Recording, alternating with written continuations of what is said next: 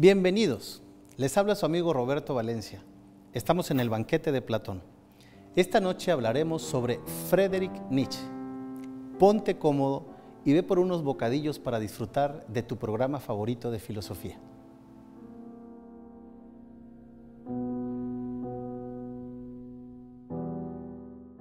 Si alguna vez te has sentido ansioso, harto de la situación del mundo, de sus reglas que no se cumplen, de la falsa moralidad, incluso de sus instituciones, especialmente cuando humillan y degradan al ser humano, restándoles valor, dignidad y belleza.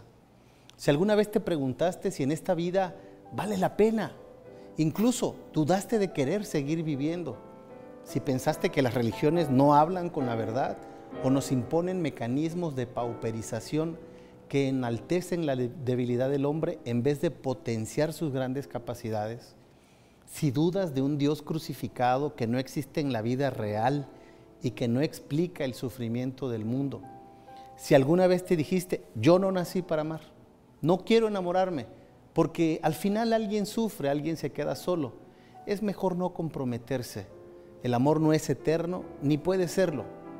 O si te sentiste en una profunda lucha interior contigo mismo, entre lo que quieres vivir y dicta tu conciencia, al grado de potenciar al máximo tu ansiedad. O si te sentiste incomprendido por los tuyos, por tus ideas y tu forma de ser que no se acomodan a las reglas de este mundo. Si alguna vez quisiste gritar, basta de malas costumbres, basta de esta sociedad, Dios ha muerto, hagamos un superhombre. Entonces has conocido de cerca, sin saberlo, los sentimientos que vivió el gran filósofo de la sospecha, el gran existencialista Friedrich Nietzsche. El existencialismo tiene sus antecedentes en el siglo XIX, en el pensamiento de Søren Kierkegaard y Friedrich Nietzsche. También, aunque menos directamente, en el pesimismo de Arthur Schopenhauer, así como en las novelas conocidas de Fedor Dostoyevsky, como Los hermanos Karamazov. El existencialismo toma su nombre en el siglo XX, sobre todo después de las Primeras y Segunda Guerra Mundial.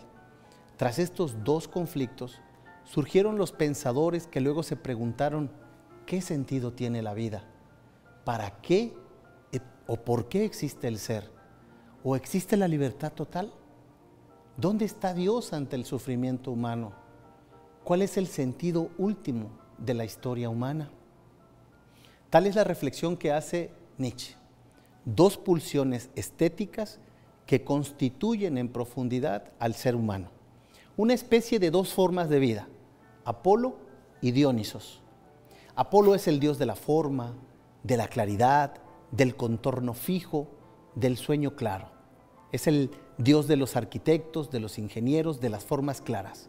Dioniso, en cambio, es el dios salvaje, de la disolución, de la embriaguez, del éxtasis orgiástico. La música y las danzas ditirámbicas son sus formas preferidas. Veamos en este video en qué consiste este dilema original de Friedrich Nietzsche. Quédate con nosotros en el banquete de Platón.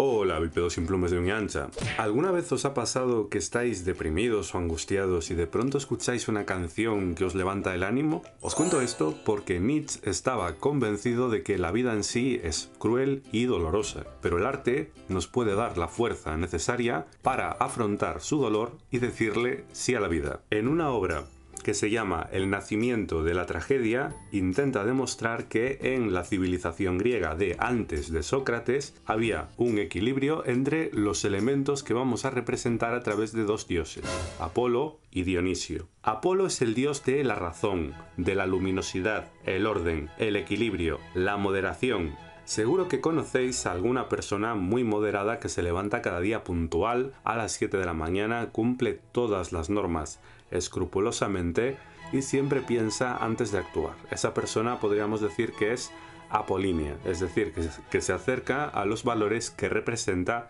el dios Apolo. Pero, ¿qué hay de los que de moderados no tienen nada? Los que están toda la noche de fiesta, hacen lo que quieren, cuando quieren, sin pensar demasiado en las consecuencias. Estas personas serían más bien dionisíacas. Dionisio es un dios que representa el desenfreno, la locura, la voluntad irracional o la embriaguez. ¿Por qué os estoy contando esto?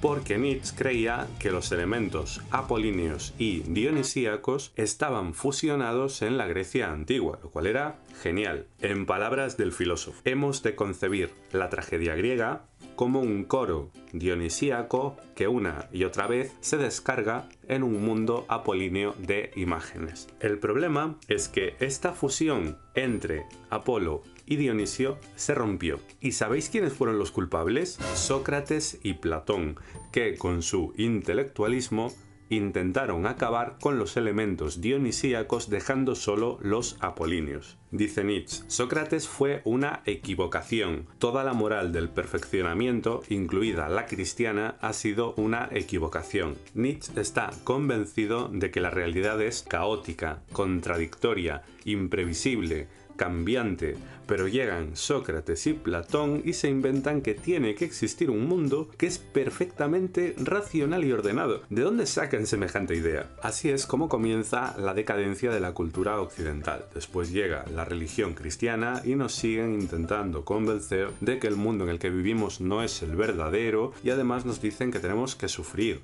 y resignarnos. ¿Para qué? Pues para ir a otro extraño mundo que nadie conoce. Nietzsche fue un filósofo muy crítico, lo llaman el filósofo del martillo. Viene decidido a golpear las teorías infundadas en las que se basa la cultura occidental. El filósofo alemán nos invita a recuperar el instinto dionisíaco, a amar la vida, a disfrutar de nuestra vida terrenal y nos trae un mensaje que le romperá los esquemas a muchas personas. Dios ha muerto. Nietzsche utiliza en sus obras al personaje Zaratustra, que es el primer creador de una religión monoteísta. El Mesías viene a darnos un nuevo mensaje. Muertos están todos los dioses. Ahora queremos que viva el ultrahumano. El cristianismo ha envenenado a la humanidad ofreciéndonos una moral de esclavos, de resentidos. Nos piden que suframos, nos piden que nos resignemos. Pero no os preocupéis, no hay razón para seguir sufriendo. La muerte de Dios nos liberará. Ya podemos cortar las cadenas de lo sobrenatural, cadenas formadas por falsos valores y falsas ideas. ¿Qué ha hecho el cristianismo sino defender todo lo que es nocivo para el ser humano? Algunos os preguntaréis si Nietzsche odiaba al personaje de Cristo. En realidad no, pensaba que Cristo fue un hombre noble que nos indicó cómo hay que vivir, pero cuando él murió, el Evangelio murió con él. Una vez que nos libramos de las cadenas del cristianismo, nos encontramos con el abismo de la nada. Todo aquello que creíamos cierto ha resultado ser una farsa. En un primer momento aparece en nosotros un estado psicológico denominado nihilismo. Nihil quiere decir nada. Estamos solos, perdidos, sin valores preestablecidos, sin valores absolutos.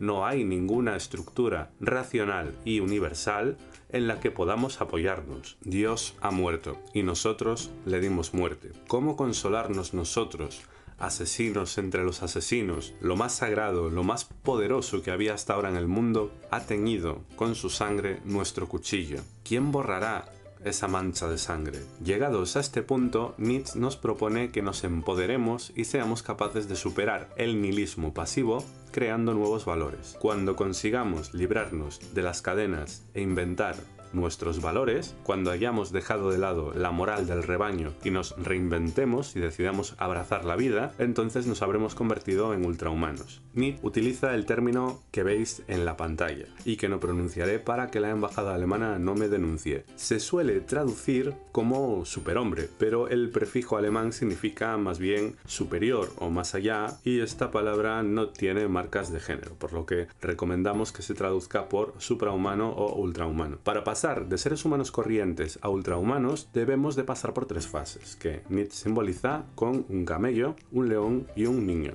El camello, no ese tipo de camello. El camello es alguien que obedece ciegamente, que se encuentra arrodillado ante la ley moral, pero quiere aspirar a algo más, y así es como se convierte en león. El león es aquel que se niega a los valores impuestos, pero es incapaz de crear valores nuevos, lo que conoceremos como nihilismo activo. Y por último tenemos la figura del niño o niña, que simboliza a los ultrahumanos. Estos se caracterizan por haberse librado de las cadenas de las creencias infundadas y haber impuesto su voluntad fuerte, su amor por la vida, haberse empapado de la ebriedad dionisíaca, mientras que los ignorantes inclinan su cabeza ante las crueles ilusiones de lo sobrenatural. El ultrahumano es capaz de amar la vida y crear valores nuevos, es capaz de construir su propia verdad. El ultrahumano es voluntad de poder que dice sí al eterno retorno. El eterno retorno es la culminación de la filosofía nietzscheana. Generalmente concebimos el tiempo de forma lineal. Hubo un pasado, hay un presente y habrá un futuro. Fijaos que hasta la gramática se ajusta a este esquema. Las propias palabras nos condicionan y nos hacen pensar así. Pero, ¿y si este esquema lineal no fuera acertado? Fijémonos en el modo en que se mueve la Tierra alrededor del Sol. En este movimiento circular, ¿cuál diríais que es la línea de salida y cuál la meta? Ah, espera, es que es un movimiento circular. Quizá no haya una salida ni una meta. Quizás simplemente el tiempo sea un dar vueltas y más vueltas, un movimiento que se repite una y otra vez eternamente, un eterno retorno. El eterno retorno se suele entender en el sentido cosmológico que acabamos de presentar, pero podría entenderse de otro modo, a mi parecer mucho más interesante. Imagínate que tu vida se va a repetir durante toda la eternidad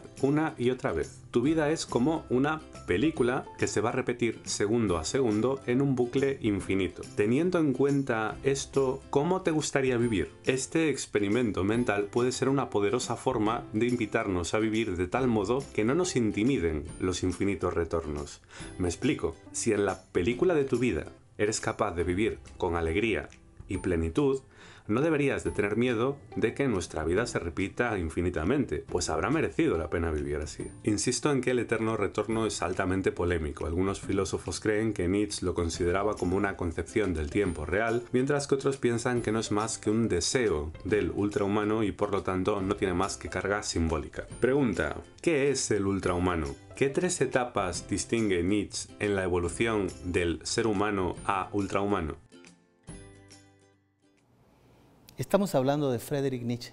Quédate con nosotros en el banquete de Platón. Vamos a una pequeña pausa y regresamos.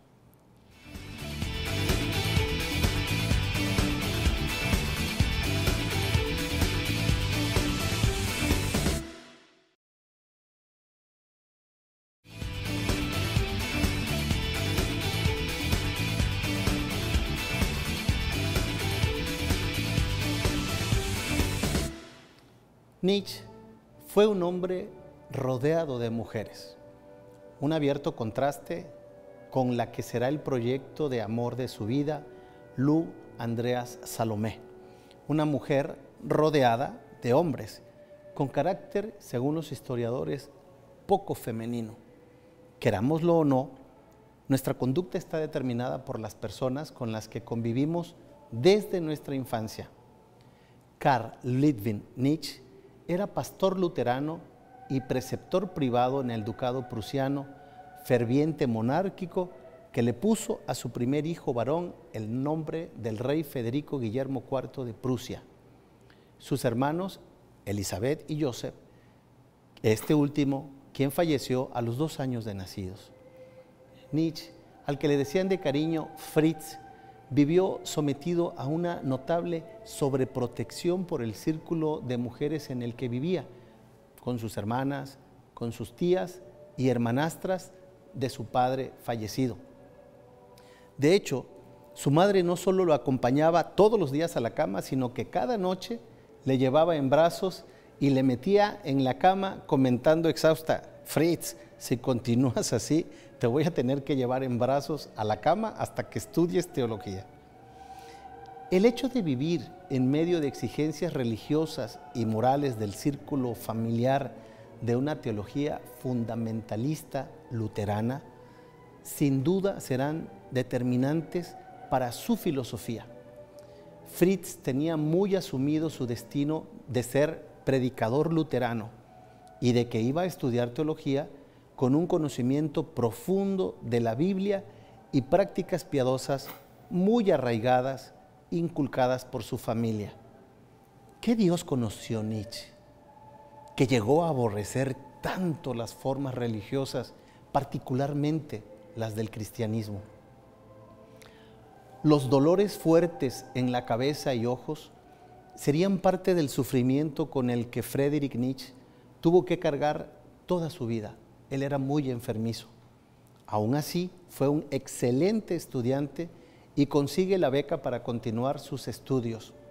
De hecho, le es concedido el título de doctor por el mérito de sus publicaciones en la revista de la universidad y exentó de cualquier tipo de examen previo. Apenas, imagínense ustedes, iba a cumplir 25 años cuando dicta su conferencia inaugural en Basilea. ¿Y saben ustedes sobre qué dictó su primera conferencia? Sobre Homero y la filología clásica, convirtiéndose en ese acto en catedrático numerario. Pero Fritz estaba en una tremenda lucha interior consigo mismo, la más profunda marca del existencialismo. Él se sentía incapaz de resolver los problemas de su vida, pero creía tener la claridad del valor auténtico de las cosas. Estaba cerrado en el dilema de su libertad y encuentra solo la salida en su pulsión por escribir. Al mismo tiempo, tiene un gran éxito editorial entre sus estudiantes y colegas, pero Fritz se siente incomprendido, harto de la vida social y con problemas de adaptación. Además, empiezan a acentuarse sus dudas respecto a la filología. Fritz, como le decían en casa, conoce a Lou Andreas Salomé, la que será el gran amor de su vida, el año de 1882. Fritz se sentía debilitado por sus mareos y vómitos y no le queda más remedio que pedir su jubilación a la universidad. Fritz era muy amigo del gran músico Richard Wagner, quien le recomendó: Fritz, deberías de casarte o bien componer una ópera. Dice: yo en lo particular te aconsejo el matrimonio, cásate con una mujer rica. Pero Fritz le respondió: me parece que el matrimonio es altamente deseable, pero también altamente improbable. En otras palabras, Fritz sintió que en este mundo él no había nacido para amar y comprometerse. Para el filósofo más denso del existencialismo, el amor no podía ser sino un gran problema.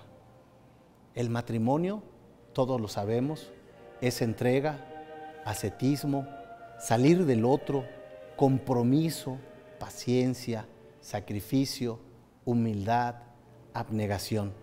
Nada de lo que un filósofo existencialista estuviese dispuesto a renunciar por la ansiada libertad. Lou es una mujer demasiado masculina. Desde niña no le interesaron los temas que eran tenidos como entonces como femeninos. Sus cualidades eran de una proporción impropia de una mujer de esa época. Se conoce que era masculina por excesiva, por su energía, por su poderosa inteligencia y su firme voluntad. Demasiado egocéntrica e indiferente a los sufrimientos que despertaba en los demás. Como Fritz, Lou era enfermiza, lucía pálida y demacrada y bueno, sufría tuberculosis, tanto que tuvo que interrumpir sus estudios para hacerse unas curas termales. Su médico le aconsejó que se moviera a un clima más benévolo que el clima frío de Suiza o Alemania, y decidieron trasladarse a Italia. El año de 1882, la enferma Lou y su madre estaban en Roma. Un amigo común, Paul Rie, le hace de Cupido para concertarles una cita a ciegas. Le habla, le escribe a Fritz, hablándole de una hermosa y misteriosa joven rusa.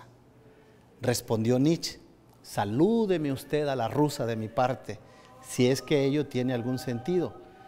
Yo codicio, dice, este tipo de almas. Pero ataja enseguida diciendo: una cosa muy distinta es el matrimonio. Yo podría prestarme, como mucho, a un matrimonio de 2 años. ¿Quién estaría dispuesto a darle el sí a Friedrich Nietzsche con tales condiciones? Para sorpresa de la historia, Lou y Fritz se encontraron en un escenario insólito, en un confesionario lateral de la Basílica de San Pedro, que es la sede de los católicos, no de los luteranos, y donde casualmente Nietzsche estaba en Roma escribiendo justamente lo que será su nueva obra para negar la existencia de Dios.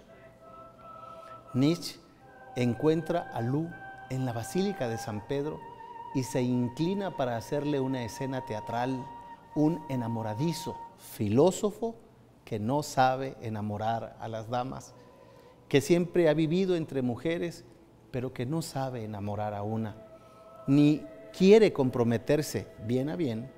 Se inclina y le dice: ¿desde qué estrellas hemos venido a encontrarnos aquí?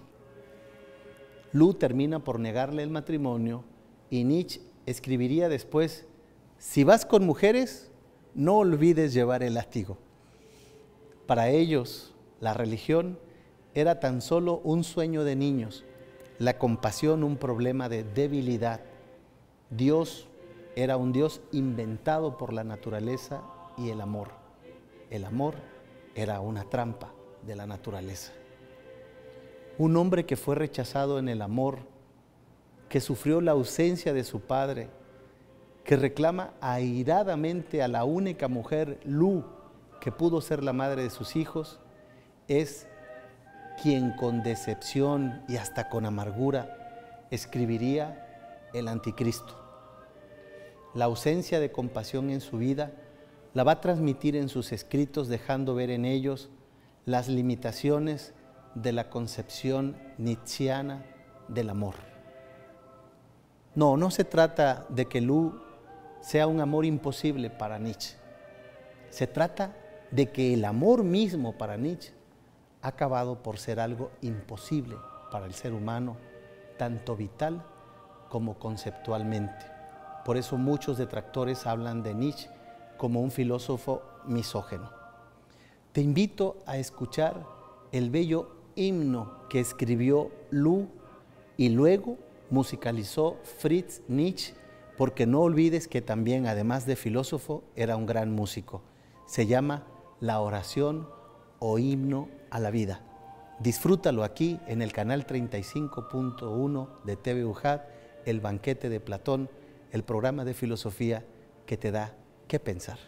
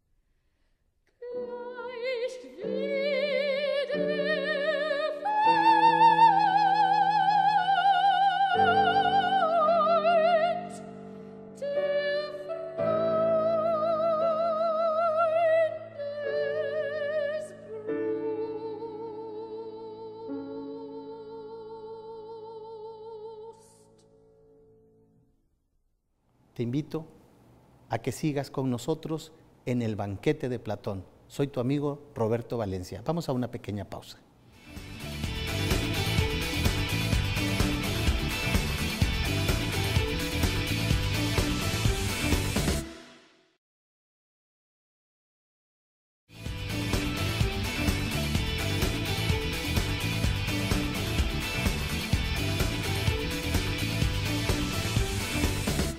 ¿Te gustó ese himno a la vida que escribió Lu y musicalizó Friedrich Nietzsche? ¿Con qué intensidad estas personas aman y viven la vida? Ese es un rasgo del existencialismo, pero también es un rasgo de una libertad encerrada que no encuentra salida y que quiere expresarse en este mundo. El 3 de enero de 1889, Nietzsche sufrió un colapso mental. Ese día fue detenido al provocar desorden público por las calles de Turín. Al parecer Nietzsche caminaba por la Piazza Carlo Alberto cuando había un alboroto porque un cochero que llevaba en su caballo lo iba fustigando y eso le llamó la atención a Nietzsche. Nietzsche corrió hacia él y lanzó sus brazos rodeando el cuello del caballo para protegerlo. Pero cuando lo abrazó, cayó desmayado en el suelo.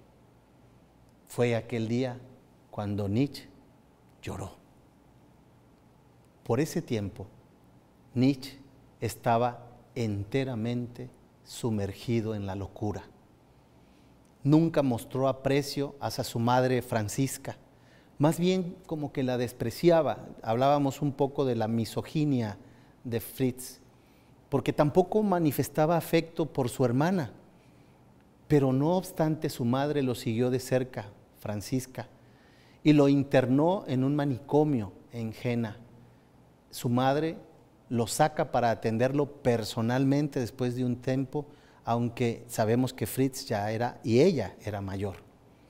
Quería darle el cariño que no le había dejado él manifestarle durante su frenética vida.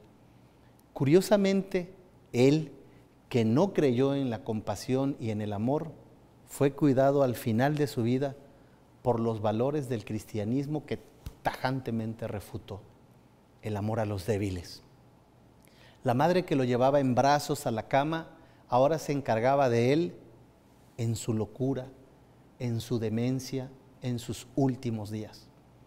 Una vez dormido, ella escribe cartas y lee algo de los pensamientos de su querido hijo, Fritz, aunque ella no está de acuerdo con lo que él escribió, porque especialmente le hizo sufrir mucho la lectura del Anticristo. Ella, siendo de tradición luterana, casada con un pastor luterano, tiene que leer a su hijo firmar como el Anticristo, negando los valores de Cristo. Fritz siempre le dijo: mamá, no leas lo que yo escribí porque te va a doler. La madre no solo ve al hijo en cama, pero tampoco quiere ver al filósofo. Sigue tratando de que no sufra y no haga sufrir a los demás. Reza mucho a Dios con la esperanza de que su hijo recupere la salud. Todo lo que Nietzsche criticó en su filosofía, al final de su vida será su única ayuda y consuelo: el Dios crucificado del sufrimiento de los débiles. Y así lo va contando Francisca en sus cartas. Cualquier mejora que siente en su hijo le hace acudir luego a Dios para darle las gracias y seguirle pidiendo ayuda. Así dice en una de sus cartas a sus amigos en una Navidad: ahora espero que todo vuelva a ser con el tiempo y la ayuda de Dios. Es de admirar que una mujer de 70 años sacara fuerza de su fe en Dios para rodear de cariño y atenciones a su hijo, que le hacía sufrir con sus pensamientos filosóficos y sus ademanes bruscos, pero era su madre. Es interesante saber que el padre de Nietzsche, insisto, era pastor protestante. En cambio, su hijo, en un arranque de delirio, llegó a proclamarse con toda su fuerza el sucesor del Dios que ha muerto, incluso a afirmar algunas de sus cartas como el mismo Anticristo, como Santa Mónica y San Agustín, solo que sin la conversión de este.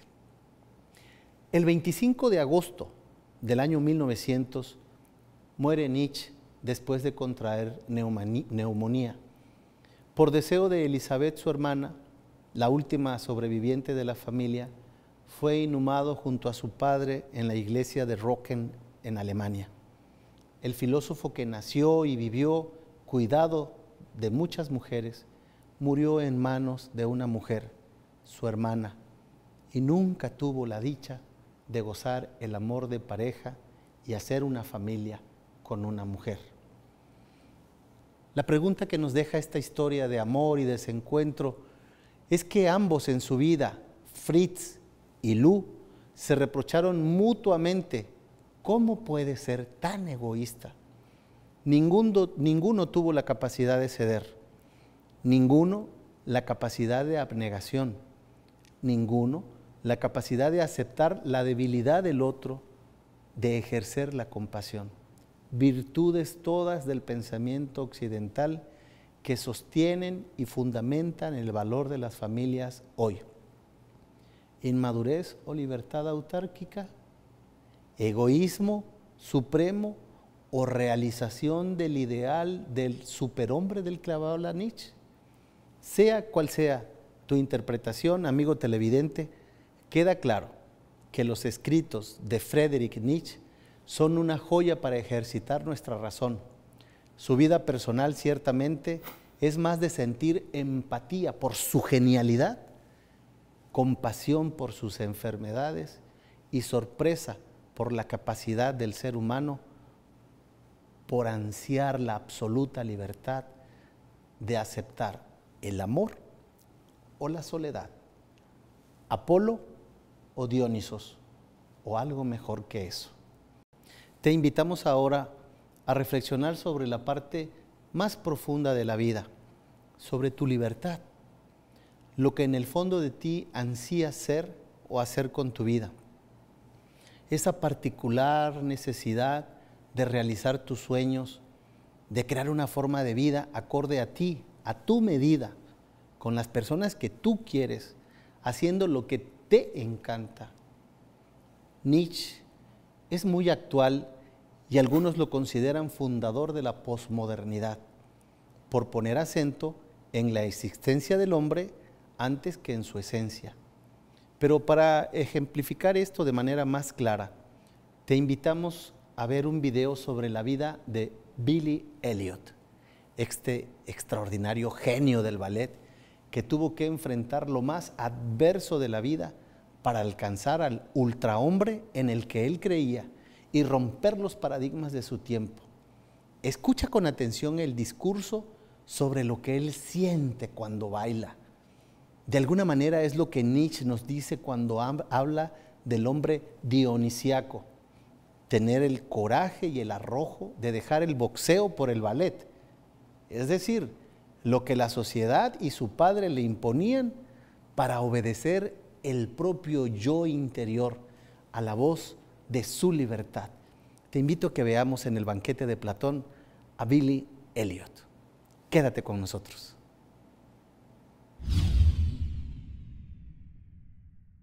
In the film, the ballet dancers share the hall with the boxing, and in the film, he sees them dancing. He gets quite interested in them. I think he likes the way that the ballet dancers move and things. 7 and stop. He has to give some keys back to the teacher, to Mrs. Wilkinson.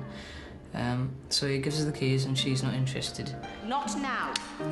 And so he's watching them, and then she kind of like knocks his elbow a bit, saying, "Do you want to try? Do you want to try?" And he's no. He says he doesn't want to. He's fine. He's fine. But then eventually, she pushes him so much that he actually starts wearing ballet shoes.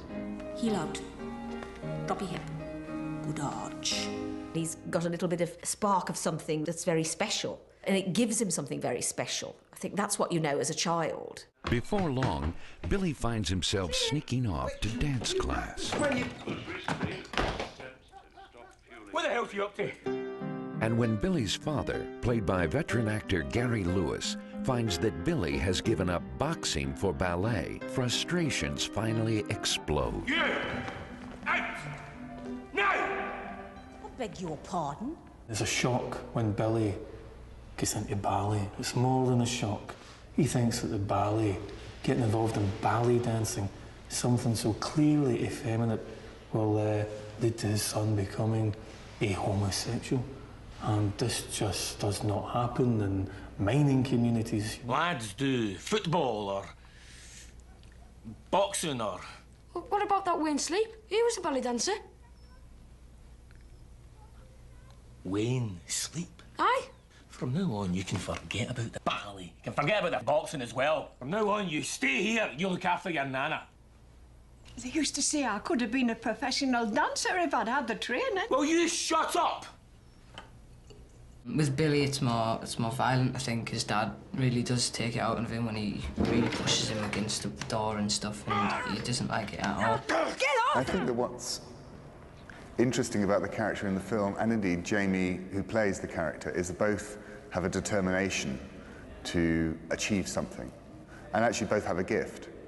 And the exploration of that gift and the pursuit of that gift, partly through the encouragement of, in Jamie's case, his family, his mother, and in the boy's case in the film, the dancing teacher, in a sense pushes the child to realize their full potential. Torn between his responsibility to his family and his gift of dance, Billy gravitates towards Mrs. Wilkinson, his dance instructor. Where are those arms? I don't know what to do. Follow the others. Shut up, Debbie! I like her, so she's real. She's not a saint. She's an angry, disappointed person. And that's very interesting. It's the dark side of people that is far more interesting than the light side of them. You know, we're much more interested in looking at that. Let's shine a light on that and have a look. Oh, yes. Whip your head round and come back to that spot. Prepare. She spots it and grabs it, you know, like this, because it's what she never had, that spark and that talent. Reach out. Lift and breathe. And one. She can see that he could achieve something that she never could. But Mrs. Wilkinson has an idea that will help Billy realize his full potential. This'll sound strange, Billy, but for some time now I've been thinking of the Royal Ballet School. Aren't you a bit old, miss? No, not me, you. I'm the bloody teacher. She doesn't treat him like a child at all. She treats him like a man. And one, and two. Get up. Miss, can't do it. That's because you're not concentrating. I am concentrating. They bicker and he talks to her as well. You're the same as everybody else. All you want is to tell me what to do. They're so harsh with one another. Don't you dare talk to me like that. Look, you don't even have a proper dancing school. You're stuck in some crummy boxing hall. It's too adult a thing to kind of deal with for him emotionally, I think. ¿Qué tal la vida de Billy Elliot? Como él, la vida muchas veces nos reta a definir nuestra libertad en situaciones límite, a tomar postura ante los retos, a optar entre mantener la claridad apolínea de las formas sociales o aventurarse a escuchar el yo interior que tiene suelta la madeja ditirámbica, el desorden de Dioniso, el baile, la fantasía, la vida en la loquera y subirse al carril del yo profundo y verdadero, la existencia antes que la esencia. ¿Qué importa si eso implica perder los formulismos sociales, quizá algunos amigos, pero conquistar tu libertad? Esa es la filosofía del existencialismo de Friedrich Nietzsche. Vámonos a un pequeño corte y regresamos en el banquete de Platón.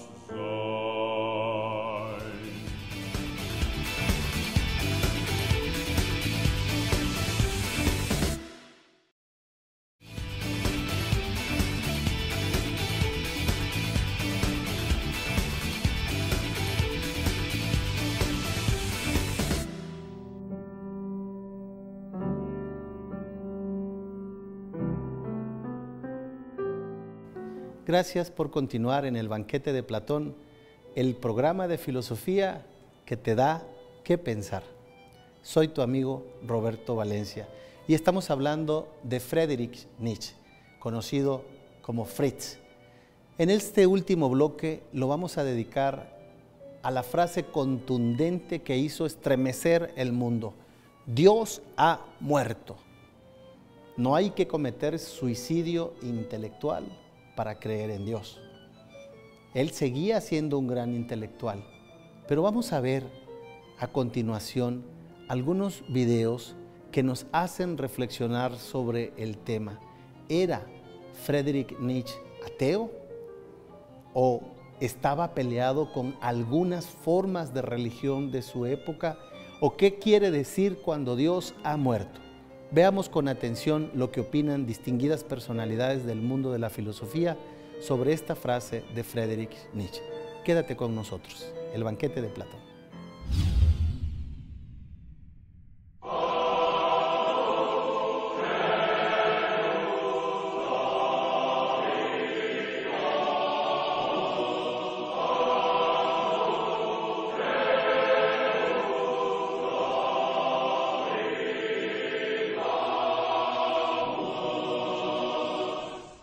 Parece que hablan de fe. Está pidiendo la aniquilación de mujeres y de niños. Un obispo, un cristiano. Entonces no lo permite. Debe arrestarlo de inmediato.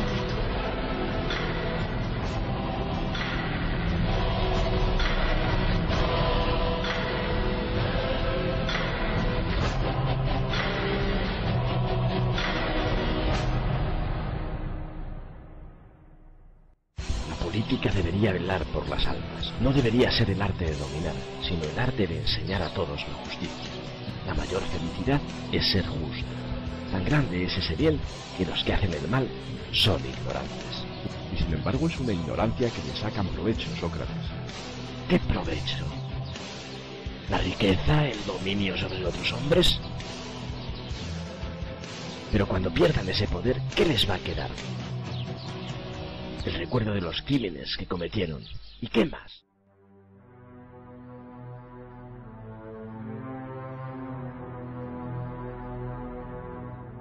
¿Por qué no consideran el bautismo?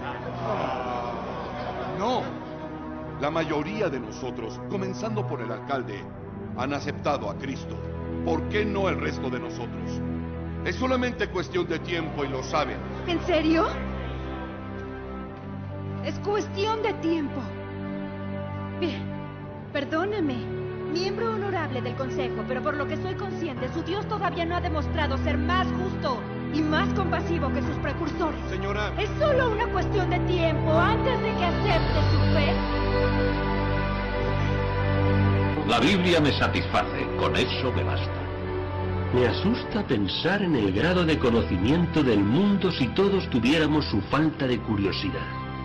¿Por qué niega la única facultad que tiene el hombre sobre las demás criaturas de la tierra, el poder de su cerebro para razonar? El deseo de estar en manos de Dios no es la verdad. Es el deseo de un niño de estar siempre pegado al tesoro. Tenemos una teoría evolucionista. La teoría evolucionista demuestra científicamente la inutilidad de Dios. El mismo Darwin no tuvo la valentía de llevar sus pruebas hasta su verdadera conclusión.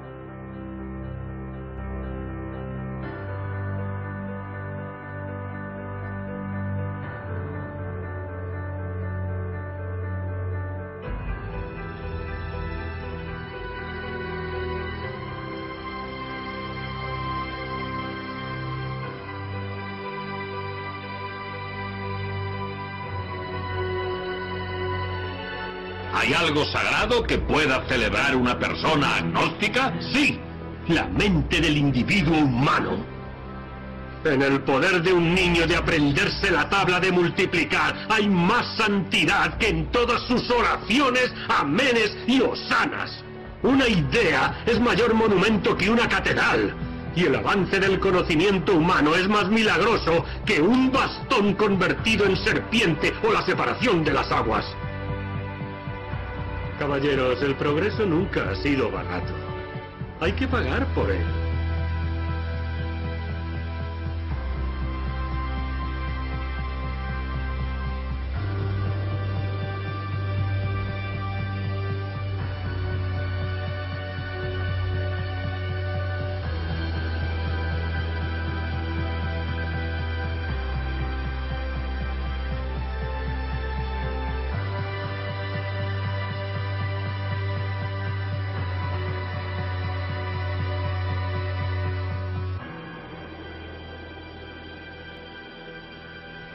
Darwin nos ha llevado a la cima de la colina, desde donde podemos ver el camino que hemos recorrido. Pero por esa visión, por ese conocimiento, por esa sabiduría, debemos abandonar nuestra fe en la agradable poesía del Génesis. No debemos abandonar la fe. La fe es lo más importante. Entonces, ¿por qué Dios nos castigó con la facultad de pensar? Se habrán dado cuenta de que nosotros hemos creado a Dios y de que todos juntos le hemos matado. Dios ha muerto. De muchas maneras ha sido interpretada esta frase, Dios ha muerto. Pero ¿cuál es el sentido del anuncio de Zaratustra de que Dios ha muerto? Opino que Nietzsche dice, el Dios que les enseñaron a ustedes, que fue el que me enseñaron a mí, ya se murió. Un Dios carcelero, policía, verdugo, como si fuera un judicial en el sentido peyorativo de los mexicanos. Indirectamente, Nietzsche está denunciando y delatando la increencia o el ateísmo, también de muchos que en el fondo están pensando en el mismo atributo divino que los creyentes, pero que niegan a Dios por decepción o por orgullo, especialmente tratándose de Jesús que viene a salvarnos. Los creyentes esperan la comodidad de no hacer nada, sino de recibir todo. Los increyentes preguntan triunfantes, ¿salvarnos de qué? Nietzsche quiere respirar aire puro. La moral es para Nietzsche el gran amor, su voluptuosidad, su pasión. Así lo hablaba en Así habló Zaratustra. Y esa fuerza de esa moral declara que Dios ha muerto. Él que destroza la moral, la que les impusieron a ustedes y a mí a martillazos, por eso le llaman el filósofo del martillo. El Dios que ha muerto es el Dios que condena la vida, en vez de ser su gloriosa afirmación. El Dios que tiene que resolvernos aún las trivialidades de la vida.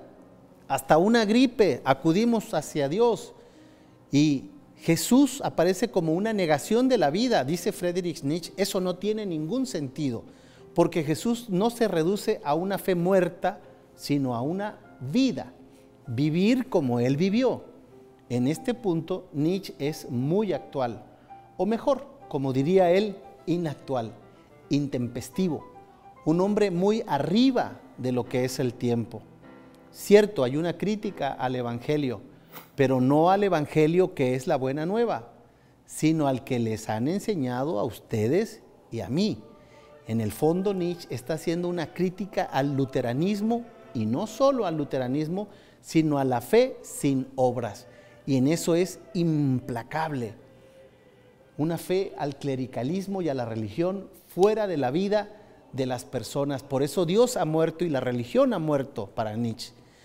Anuncia Nietzsche que Dios ha muerto, pero es del más alto interés que nunca haya dicho Dios no existe. Y tenemos que poner mucha atención en esta frase porque muchas personas tachan a Friedrich Nietzsche de ateo y él jamás ha dicho que Dios no existe. Dice que ha muerto, cosa distinta. Nietzsche anuncia la muerte de Dios para dar con un sabor alegre un sí gozoso al amor a la vida, un sí libre e inocente. O sea, quien es verdaderamente libre pensador es Nietzsche. Los llamados ateos o libre pensadores no saben ni lo que dicen, pues se quedan con la nada. Su problema no es Dios, sino la nada. El Dios en que una vez creyeron no era sino un mal disfraz de su nihilismo de fondo. Qué crítica más fuerte para la religión de su época. Por eso doy una gran importancia a este aforismo póstumo. Nietzsche está demasiado cerca del cristianismo. No se aleja, sino del cristianismo que le inculcaron.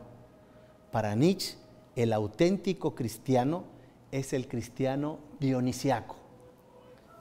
Con Giovanni Vattimo prefiero la expresión del ultrahombre en lugar del superhombre del que habla Nietzsche, pues indica más claramente que el de superhombre es un salto cualitativo y no cuantitativo con respecto al hombre, lo ultra.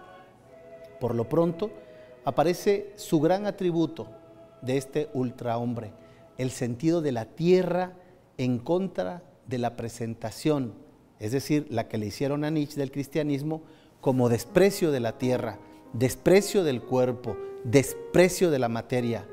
La filosofía de Nietzsche ama la tierra y pone al superhombre en medio de la tierra en completa libertad, por eso es existencialista. Y hay que tener mucho cuidado de no malinterpretar a Nietzsche como un ateo sin más. Es sumamente crítico a las formas religiosas decadentes, no solo del cristianismo, también hay que decir que habló del budismo, pero hace énfasis en lo que es su propia tradición luterana. La formación que recibió desde niño le fue insuficiente para explicar su mundo y darle sentido. Que Dios haya muerto no significa en ningún momento que Dios no exista, sino que nosotros lo hemos matado. Lo hemos vaciado de su contenido vital. Más reformador que ateo, Nietzsche está en la búsqueda de nuevos valores para una sociedad que hizo de la vida tumbas vacías. Muy actual, ¿no? Esta fue la vida de Friedrich Nietzsche. Les habló su amigo Roberto Valencia y les invito a ver nuestro próximo programa. Muchas gracias, Canal 35.1, el programa de filosofía que te da qué pensar. Buenas noches.